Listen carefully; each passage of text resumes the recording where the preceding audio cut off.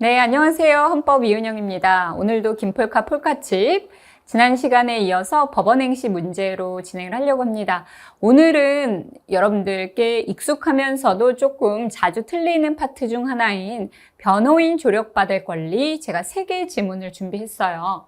하나는 우리 기본권의 주체에서 자주 나왔던 내용이고, 두 번째는 국선 변호인의 조력받을 권리 주체 관련된 지문입니다. 그래서 3개가 다 한 지문에 있는데 비교해서 보시면 좋을 것 같아서 제가 한번 가져왔고, 관련되는 쟁점도 오늘 자세하게 한번 또 짚어보도록 하겠습니다. 첫 번째 지문입니다. 형사 절차가 종료되어 교정시설을 수용 중인 수형자. 항상 법학은 개념이 중요한 학문이에요. 그래서 여기에 수형자라고 되어 있네요. 수형자는 이미 형이 확정되어, 우리가 기결수라고 부르죠. 형이 확정된 사람입니다. 그 사람은 형사사건의 변호인이 아니라 이미 형사사건은 끝났죠. 그래서 민사, 행정, 헌법 소원 등 다른 사건에서 변호인이 아니라 누굴 만나냐면 변호사를 접견할 경우입니다.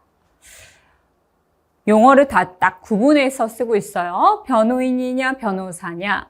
이 경우 변호사를 만나는 것, 수형자가 변호사를 만나는 것은 12조 4항 변호인 조력받을 권리 주체 될 수 없다. 맞는 지문이죠? 맞는 지문입니다. 여러분들 이거 기출에서 너무 많이 나왔기 때문에 모르시는 분들은 없을 것 같아요. 그러면 변호인 조력받을 권리 주체가 될 수 없다라고 끝내면 안 되죠. 12조 4항의 주체는 안 되지만 뭐가 될 수 있어요? 요건 재판 청구권. 이 수형자의 재판 청구권의 내용으로서 27조 1항에 있는 재판 청구권의 내용으로서 보장된다. 이렇게 되죠. 안 된다는 게 아니라 12조 4항이 아니라 27조 1항의 재판 청구권의 주체가 된다. 이렇게 되겠습니다. 우리가 여기서 용어를 좀 한번 정리해 보려고 해요. 형집행법이라는 게 있죠. 형집행법은 수용자라는 용어를 씁니다. 여기에는 2가지가 들어가요. 첫째, 이 수형자, 이미 형이 확정된 수형자가 있고, 아직 재판 중인 미결수라고 부르는 미결수용자가 있습니다. 이 사람은 형사사건이 진행 중이죠. 형사사건이 진행 중이고 이때 변호인 조력받을 권리가 있다 없다? 있다죠. 변호인 조력받을 권리가 있다. 주체가 된다. 반면 이 사람은 끝났습니다. 종료한 겁니다.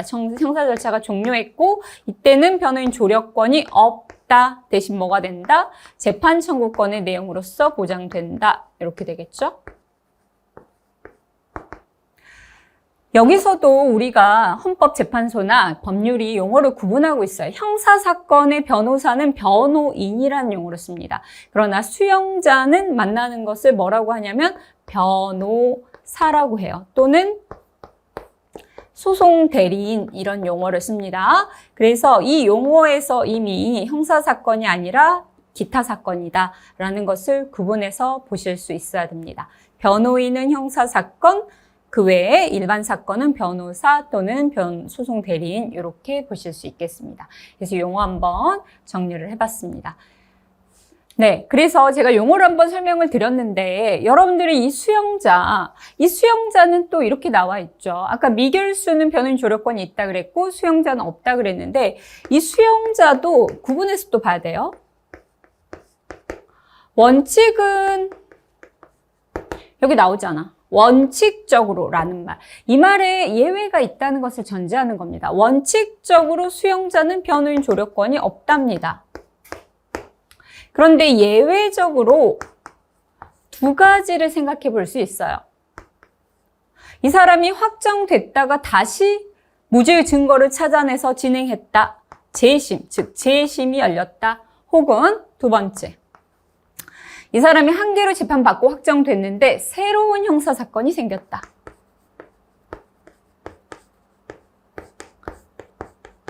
이때는 여러분들 어때요? 이미 수형자지만 이 재심과 새로운 형사사건에서는 자신의 새로운 형사사건이 다시 시작된 거죠.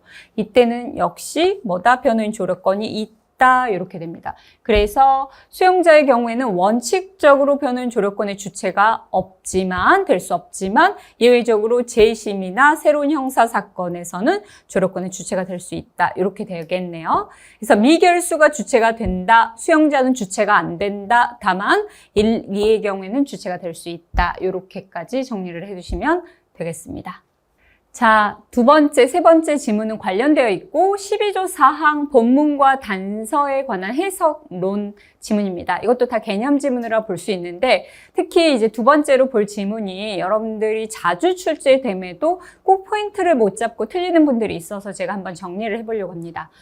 지문 한번 읽어보면 12조 사항 본문은 누구든지 체포 구속을 당한 때에는 즉시 변호인 조력받을 권리를 가진다라고 되어 있어서 누구든지 라고 되어 있고 체포 구속을 당한 때에는 그러면 변호인 조력권은 당하기 전에는 없고 당한 이후에만 있나? 이런 의문이 들잖아요. 그런데 이에 대해서 헌재가 뭐라고 얘기하냐면 인신의 구속 여부를 불문한다. 즉 아직 당하기 전이라도 피의자 또 피고인 구속 전인 피의자, 피고인도 뭐가 된다? 주체가 된다. 맞는 지문이죠? 맞는 지문.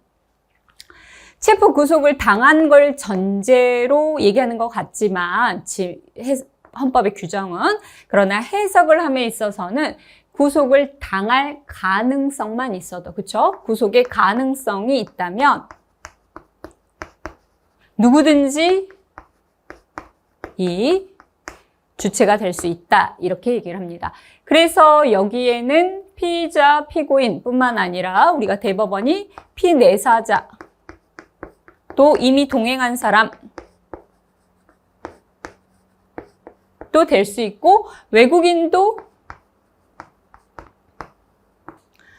형사 절차상 구속이 아니라 행정 절차상 구속의 경우에도 확대하죠. 행정 절차상 구속에까지 확대해서 이 사람들에게도 체포 구속의 가능성이 있기 때문에 인정된다. 이렇게 얘기를 합니다. 그래서 이게 첫 번째 지문입니다. 자, 두 번째, 세 번째는 연결되는 내용이에요. 그래서 이게 이제 12조 사항 본문의 주체 어디까지 구속 가능성이 있으면 된다라는 게 첫 번째 지문이고 그 다음 지문은 단서 부분입니다. 12조 사항 단서에 보면 다만 형사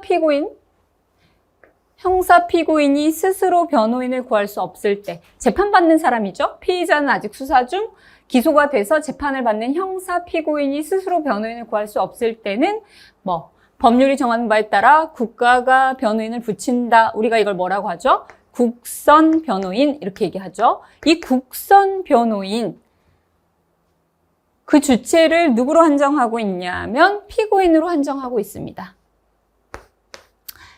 이 12조 사항 단서에 대한 해석론이에요. 그런데 계속 읽어보면 본문이 누구든지 조력권 가진다고 규정하고 있는데 단서가 감히 본문의 내용을 제한할 수는 없으므로 국선 변호인 조력받을 권리는 피고인뿐만 아니라 법에는 분명 피고인, 헌법에는 피고인이라고 되어 있는데 피의자에게도 인정된다.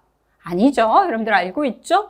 피의자에게는 인정되지 않는답니다. 그래서 본문은 누구든지 체포구속의 가능성이 있으면 확대해서 인정해주고 있지만 국선 변호인 조력받을 권리, 이 국선 변호인의 조력받을 권리에 있어서만큼은 헌법 규정 그대로 형사 피고인 only라는 겁니다. only. 이 사람에게만 보장된다라는 것이에요. 여러분들이 이게 아주 자주 출제되는 포인트란 말이에요. 본문은 확대되고 누구든지 체포구속의 가능성만 있으면 된다가 앞에 지문이었고 반면 국선 변호인 조력받을 권리는 오직 누구에게만 헌법의 해석론입니다. 헌재의 해석, 헌재의 헌법 해석론에 따르면 오직 누구? 피고인에게만 인정된다라는 것이 아주 중요한 내용 중 하나입니다. 당연히 쉽게 생각을 하면서도 여기에 이렇게 힌트를 주지 않고 국선 변호인 조력받을 권리는 피의자 또는 피고인에게 혹은 체포구속의 가능성 있는 누구든지 이렇게 나온다면 그 지문은 틀린 지문입니다. 해석론으로는 오직 누구에게? 피고인에게만 인정된다라는 것이고 국선 변호인 조력권 단서 내용 한번 잘 정리해 두시면 좋겠습니다. 이 지문 보면 아주 그럴싸하죠? 헌법이 이렇게 하고 있지만 본문이 다 인정하니까 단서도 다 인정하자라고 쓰고 있지만 틀린 지문이에요. 속지 말고 국선 변호인 조력권이 피고인에게만 인정된다. 다시 한번 강조해 두시면 좋을 것 같습니다. 그래요. 오늘 법원행시 변호인 조력권 문제는 이렇게 한번 정리를 해보겠습니다. 오늘 수업 여기서 마치겠습니다. 감사합니다.